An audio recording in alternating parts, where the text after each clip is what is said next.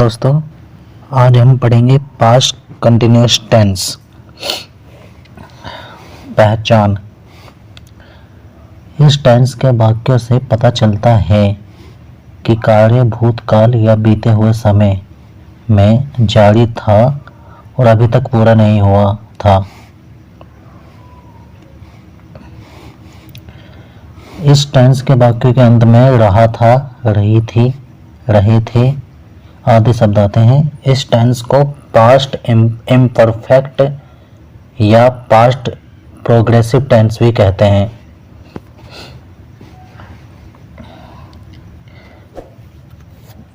इस टेंस के रूल्स जान लेते हैं। रूल्स क्या क्या होते हैं। रूल्स, इस टेंस में मेन वर्ब की मुख्य क्रिया के फर्स्ट फॉर्म में आईएनजी का प्रयोग होता है। इसमें मेन वर्ब की फर्स्ट फॉर्म आती है और मेन वर्ब के फर्स्ट फॉर्म में आईएनजी का प्रयोग होता है। इसमें हेल्पिंग वर्ब वॉज एंड वर का यूज होता है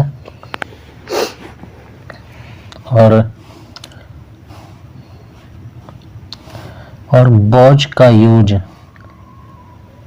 आई तथा सभी थर्ड पर्सन सिंगुलर सब्जेक्ट एक वचन के साथ होता है। और वर का यूज यू तथा प्लूरल सब्जेक्ट बहुवचन के साथ होता है। इसके एफर्मेटिव सेंटेंस देख लेते हैं। पॉजिटिव सेंटेंस कैसे बनाए जाते हैं इस टेंस के। चलिए कुछ सेंटेंस एग्जांपल ले लेते हैं। एफर्मेटिव सेंटेंस की बात करेंगे सबसे पहले हम। एफर्मेटिव सेंटेंस, इसका वाक्य स्ट्रक्चर देख लेते हैं। इस सेंटेंस के बाद एफर्मेटिव सेंटेंस के वाक्य स्ट्रक्चर देख लेते हैं कैसे बनाए जाते हैं। सबसे पहले सब्जेक्ट आता है, फिर सब्जेक्ट के बाद सब्जेक्ट के अकॉर्डिंग वॉज वर आता है, फिर वर्ब की फर्स्ट फॉर्म आती है, फिर वर्ब की फर्स्ट फॉर्म के अंत में आईएनजी जोड़ देते हैं, फिर ऑब्जेक्ट आता है।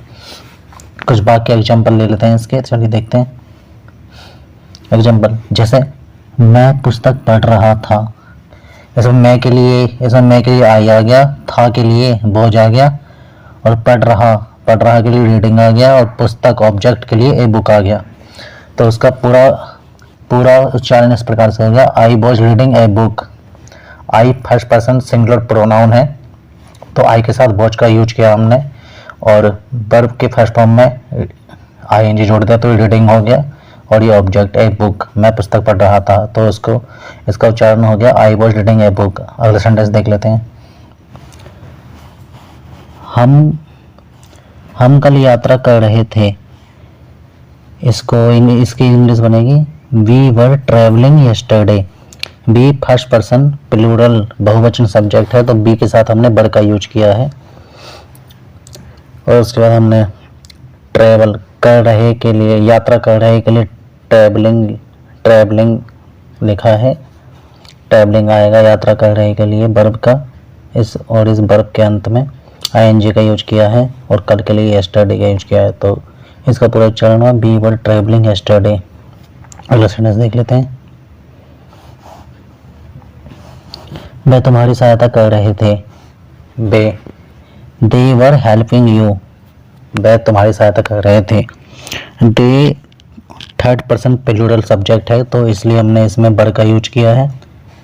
सहायता कर रही के लिए हमने हेल्पिंग लगाया है, और तुम्हारी के लिए यू ऑब्जेक्ट, तो इसका पूरा उच्चारण हुआ दे वर हेल्पिंग यू। मैं तुम्हारी सहायता कर रहे थे। अगला सेंटेंस देख लेते हैं। यह गाय घास खा रही थी, इसकी इंग्लिश बनेगी this cow was eating grass. यह गाय मतलब इस सेंटेंस से हमें एक गाय का बोध हो रहा है। यहाँ पे एक गाय की बात हो रही है, तो यहाँ दिस काउ, तो ये सिंगुलर सब्जेक्ट हुआ, तो इसके लिए हमने वॉज का यूज किया है। फिर वर्ब घास खाने के लिए हमने ईटिंग का यूज किया, और घास के लिए ग्रास का यूज किया, ग्रास, तो इसका पूरा उच्चारण हुआ this cow was eating grass. Grass में ऑब्जेक्ट आ गया। अगला सेंटेंस देख लेते हैं। पुलिस चोरों के पीछे दौड़ रही थी, the police was running after the thieves. Police was running after the thief. अगला देख लेते हैं इसके नेगेटिव स्ट्रक्चर कैसे बनाए जाते हैं। नेगेटिव सेंटेंस देख लेते हैं किस प्रकार से बनते हैं। पहले सेंटेंस स्ट्रक्चर देख लेते हैं कैसे बनाए जाते हैं। सबसे पहले सब्जेक्ट लाते हैं, फिर सब्जेक्ट के अकॉर्डिंग वॉज या वर्ब लाते हैं, फिर वॉज या वर्ब हेल्पिंग वर्ब के बाद नॉट का यूज करते हैं, फिर वर्ब के फर्स्ट फॉर्म में आईएनजी जोड़ देते हैं, फिर ऑब्जेक्ट लगा देते हैं। चलिए इसके कुछ सेंटेंस एग्जांपल देख लेते हैं। पहला सेंटेंस, मैं इंग्लिश नहीं सीख रहा था। इसकी इंग्लिश बनेगी I was not learning English. I के साथ वॉज का यूज होता है, तो हमने आई के साथ वॉज का यूज किया है। आई से सिंगुलर सब्जेक्ट है, तो हमने वॉज का यूज किया है यहाँ पे इसके साथ। फिर वॉज हेल्पिंग वर्ब का नॉट का यूज किया है। फिर सीख रहा के लिए हमने लर्निंग का यूज किया है, और इंग्लिश के लिए इंग्लिश से ऑब्जेक्ट हो गया, तो इसका पूरा पढ़ेंगे आई वॉज नॉट लर्निंग इंग्लिश। अगला सेंटेंस देखते हैं, मैं क्रिकेट नहीं खेल रहा था। मैं क्रिकेट नहीं खेल रहा था, इसकी इंग्लिश बनेगी I was not playing cricket. अगला सेंटेंस देख लेते हैं, पक्षी उड़ नहीं रहे थे। पक्षी उड़ नहीं रहे थे, इसकी इंग्लिश बनेगी पक्षी। पर पक्षी शब्द से हमें बहुवचन का बोध होता है, प्लूरल सब्जेक्ट का बोझ होता है, तो इसमें पक्षी द वर्ड्स ये बहुवचन, द वर्ड्स बहुवचन है, हमने बर का यूज किया है, इधर बर हेल्पिंग वर्ब का यूज किया है, फिर वर्ब हेल्पिंग वर्ब का नॉट का यूज किया है, और उड़ रहे के लिए हमने फ्लाइंग, उड़ रहे वर्ब के लिए हमने फ्लाइंग का यूज किया है, तो ऐसे पढ़ पड़ेंगे the birds were flying, the birds were not flying. पक्षी उड़ नहीं रहे थे, तो इसकी इंग्लिश बनेगी the birds were not flying. अगला सेंटेंस देख लेते हैं, तुम स्कूल जा रहे थे। You were going to school, you के साथ वर का यूज करेंगे पहले, और जा रहे के लिए, जा रहे वर्ब के लिए हमने गोइंग का यूज किया है, और स्कूल के लिए ऑब्जेक्ट यूज किया है स्कूल। तुम स्कूल जा रहे थे, इसकी इंग्लिश बनेगी you were going to school. You के साथ वर का यूज होता है, तो हमने वर का यूज किया है, वर का यूज किया है, और जा रहे वर्ब के लिए हमने गोइंग लगाया है, और स्कूल के लिए स्कूल लिख दिया है। इसका इंटरोगेटिव सेंटेंस देख लेते हैं कैसे बनाए जाते हैं। इसका इंटरोगेटिव सेंटेंस का स्ट्रक्चर देख लेते हैं कैसे बनाते हैं। इंटरोगेटिव सेंटेंस इसे सब्जेक्ट के अकॉर्डिंग, सब्जेक्ट से पहले हेल्पिंग वर्ब वॉज और वर का यूज करेंगे, फिर सब्जेक्ट के बाद वर्ब के फर्स्ट फॉर्म लगाएंगे, वर्ब के फर्स्ट फॉर्म में आईएनजी का यूज करेंगे, फिर ऑब्जेक्ट का यूज करेंगे। देख लेते हैं इंटरोगेटिव सेंटेंस के एग्जांपल। पहला सेंटेंस, क्या वह पत्र लिख रही थी। वह, was she writing a letter. Was she writing a letter, इसमें she third person singular subject है, तो हमने इसका अकॉर्डिंग हेल्पिंग वर्ब वॉज का यूज किया है। सी सब्जेक्ट से पहले हमने हेल्पिंग वर्ब वॉज का यूज किया है, तो ये इंटरोगेटिव वाक्य बन गया। फिर लिख रही के लिए हमने राइटिंग का यूज किया है, पत्र ऑब्जेक्ट के लिए ए लेटर आ गया, तो इसका पूरा उच्चारण हो गया was she writing a letter. अगला सेंटेंस देख लेते हैं, क्या वह यहाँ सो रहा था। Was he sleeping here. He third person singular subject है, ही थर्ड पर्सन प्रोनाउन है, और सिंगुलर सब्जेक्ट है, तो हमने इससे पहले वॉज का यूज किया है।